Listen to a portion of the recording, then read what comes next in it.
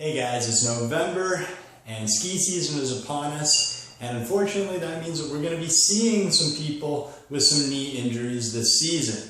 The most common knee injury that we see with skiing is an ACL tear. So this month I'm going to talk a little bit about why that's so common with skiing. First of all, if you want to protect that AC ligament, that little guy right here that helps hold your knee together, you want to have a strength ratio between your quadricep muscles, so that's the front of the thigh muscles there, and your hamstring muscles, the back of the thigh muscles, where the hamstrings are at least 80% the strength of your quadricep muscles. Now why is that so important? Well, if we take the thigh bone here and your tibia, where your femur rests, and you have the little AC ligament there, what happens is this tibia might tend to have some shear force forward or backward.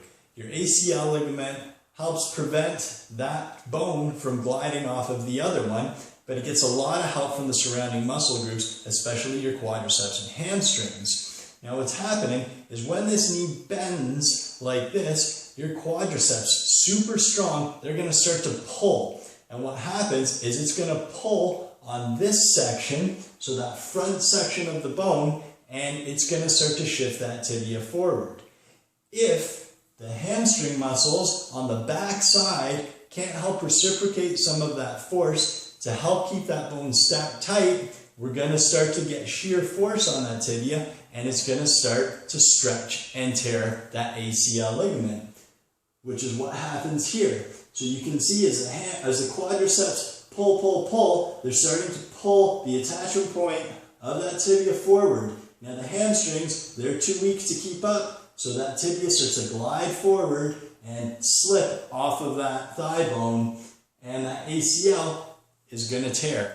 So in skiing, this is especially bad because your feet are anchored into the skis, which means you have even more leverage for those quadricep muscles to pull.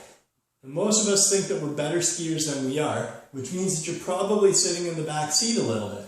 What happens now is your quadriceps, working extra hard to support everything, are pulling that tibia forward, while your hamstrings that are too weak can't keep up. That's going to leave that ACL ligament prone to injury, and all it's going to take is a little catch of an edge or some sort of a twist and snap.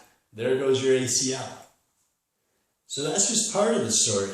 So if you take a closer look at the hamstrings, so this is the back of your right knee. We're going to have three hamstrings, your semimembranosus, semitendinosus, and your biceps femoris. The majority of people have a stronger lateral hamstring, so that biceps femoris, which actually attaches to the fibula bone and not the tibia.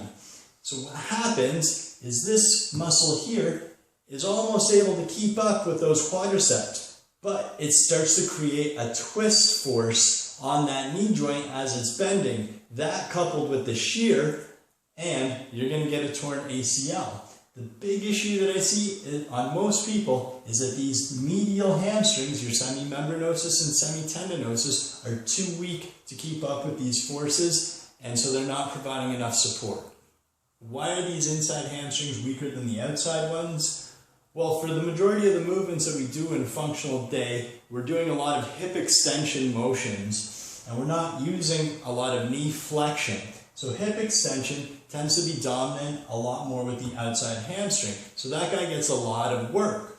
The inside hamstrings, however, are more of that leg curl motion. So leg curls are actually what's going to help strengthen those medial muscles. Now if you stick around for the fit tip, I'm going to go over some leg curl exercises that can help strengthen those muscles. Thanks very much for watching. If you guys like this explanation and you found it helpful, please hit the like button and subscribe to our channel.